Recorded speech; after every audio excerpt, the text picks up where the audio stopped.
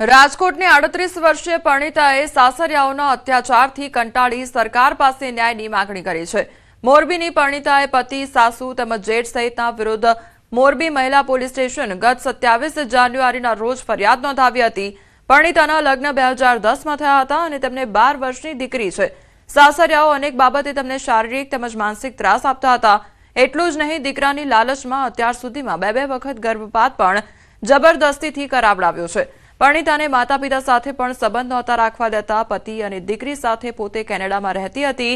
તે સમયે પતિને દારૂ પીવા તેમજ નોનવેજ ખાવાની ના પાડતા પતિએ મારઝૂડ કરી હતી। 2025માં બેંકોક ટ્રીપ સમયે પણ પતિએ માર માર્યો હતો। હાલ પરિણીતા રાજકોટ પોતાના પિયરમાં રહે છે અને તેના ડોક્યુમેન્ટ તેમજ સોનાના તમામ દાગીના પણ સાસરિયાએ પોતાની પાસે રાખી લીધા હોવાનો તેનો આક્ષેપ છે। અને 2 વખત દીકરા માટે થઈને ગર્ભપાત કરવા માટે મજબૂર કરી ફોર્સફુલી કે તું નહીં કરાવ તો તને જાનથી મારી નાખીશ। મારી દીકરીને મારી પાસેથી લઈ લેશે, મારા મા બાપની આબરૂને ધૂળમાં મેળવી નાખશે અને મારી દીકરીને મારે છોડવાની એ ઘરમાં, કેમ કે ત્યાં કોઈ જાતની મને સેફટી એરી લાગતી નહોતી, એટલે મેં એના માટે થઈને આટલા વર્ષ સુધી સહન કર્યું અને અંતે પાછો દીકરા કરવા માટે થઈને બેંકોક IVF માટે લઈ ગયા અને ત્યાં જઈને મને ઢોરમાર માર્યો।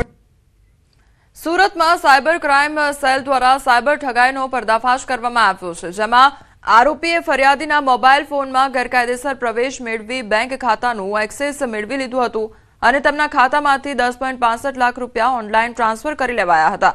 આ મામલે સાયબર ક્રાઇમ સેલે તપાસ હાથ ધરતા સમગ્ર રેકેટનો પર્દાફાશ કર્યો તો પકડાયેલ આરોપી મૂળ ઉત્તર પ્રદેશનો રહેવાસી હોવાનું સામે આવ્યું છે। જે ફ્રોડ કરનાર ગેંગ છે જામતારાની ગેંગ છે અને રાજેશ્વર સ્વાઈન એક ઝિયાઉલ અંસારી કરીને એક બીજો માણસ છે, એમના મારફતે જે મંડલ ગેંગ છે જામતારાવાળી એમની સાથે સંકળાયેલ હતો। T20 વર્લ્ડ કપમાં આજે ભારત પાકિસ્તાનની ટક્કર થશે। શ્રીલંકાના કોલંબોમાં મહામુકાબલો થવાનો છે।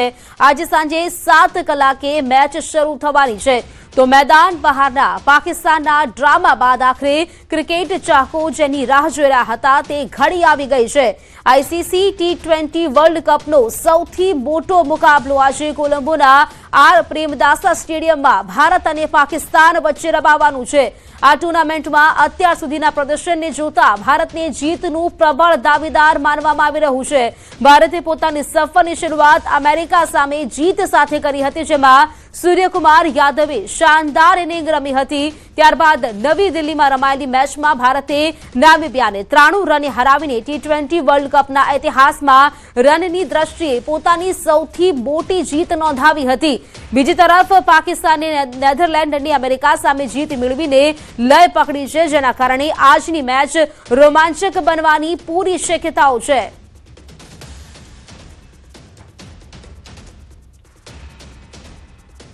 वहाँ पे भी वो लोग अच्छा क्रिकेट खेल रहे थे एशिया कप में और यहाँ पे भी वो लोग अच्छा क्रिकेट खेल रहे हैं, but at the same time हमको ये भी देखना है कि हम कैसी क्रिकेट खेल रहे हैं। अब लास्ट 1 साल से हम भी अच्छी क्रिकेट खेलते हुए ही आ रहे हैं और हम ट्राई करेंगे वही चीज कंटिन्यू करने के लिए, क्योंकि अगर जब आप अपने स्ट्रेंथ को छोड़ के बाकी दूसरे के खेमे में जाके सोचने लगते हो ज्यादा तो आप अपना सब कुछ भूल जाते हो।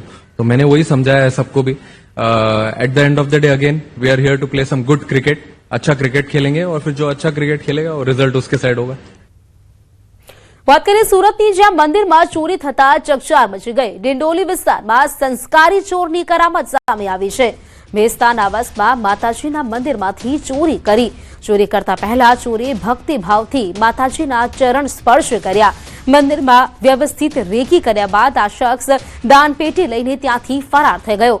ચોરીની આ સમગ્ર ઘટના સીસીટીવી કેમેરામાં કેદ થઈ છે। મંદિરના કેમેરામાં આ ઘટના કેદ થવા પામી છે તો ડિંડોલી પોલીસે સીસીટીવી ફૂટેજના આધારે આ ચોરની શોધખોળ હાથ ધરી છે।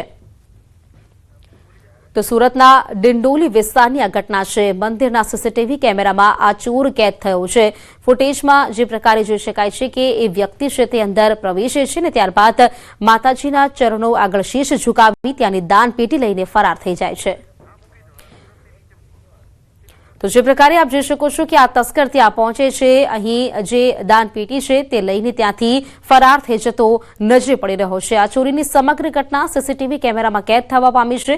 આ લોકો છે તે પણ મંદિરે પહોંચ્યા છે. એક પાલખી યાત્રા પણ યોજાઈ છે. તો આજે મહાશિવરાત્રીના પર્વને લઈને ભવનાથમાં ભાવિકોનું ઘોડાપૂર ઉમટ્યું છે.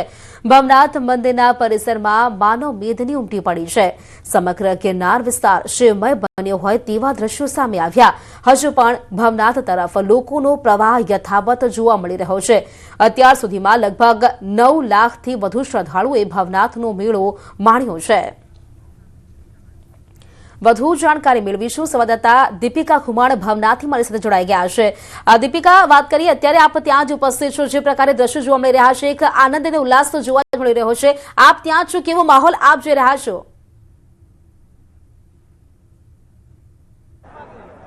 બિલકુલ પ્રીતિ, ભવનાથના મેળાની અંદર વર્ષોથી લોકો જોડાય છે અને જ્યારે પણ જોડાય ત્યારે એક અલગ જ આધ્યાત્મિક અનુભવ છે તે લોકો કરતા હોય છે. વાત કરીએ ભવનાથના મેળાની, તો ભવનાથના મેળાની અંદર સૌથી વધારે આકર્ષણનું જો કેન્દ્ર હોય તો તે રવાડી છે. સૌ પ્રથમ તો ભવનાથ મહાદેવના દર્શન આપણે કરાવી દઉં.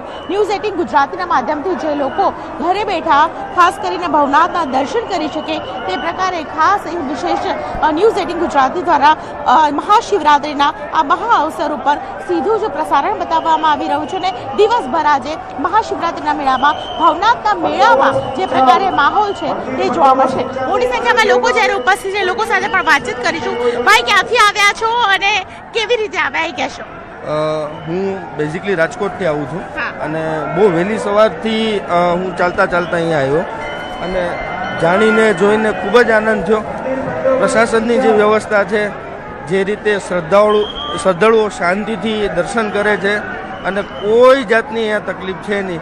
એટલે પહેલાં તો અનેક શુભકામનાઓ શિવરાત્રિના પર્વ ઉપર દરેક શ્રદ્ધાળુને, દરેક સનાતનીને ભગવાન શિવની કૃપા, ભગવાન ભવનાથની કૃપા દરેકના ઘરમાં રિદ્ધિ, સિદ્ધિ અને સમૃદ્ધિ આપે તેવી પ્રાર્થના. જય ગિરનારી. ગિરનારી અને હર હર મહાદેવના નાદથી ભવનાથના મેળામાં ગુંજારો થઈ રહ્યો છે. તમે શું કહેશો? આપ ક્યાંથી આવ્યા છો? હું દાહોદથી આવ્યો છું. દાહોદથી આવ્યા અને પહેલી વાર આવ્યો છું. પહેલી વાર આવ્યા છો. કેવો અનુભવ રહ્યો તમારો પહેલી વાર? બહુ સારું છે, બહુ અદ્ભુત છે એકદમ. બિલકુલ બિલકુલ. અહીં મોટી સંખ્યાની અંદર જ્યારે લોકો આવતા હોય, આપ જોઈ રહ્યા છો, હૈયુંથી હૈયું દળાય તેટલી ભીડ પ્રીતિ અહીં જોવા મળી રહી છે.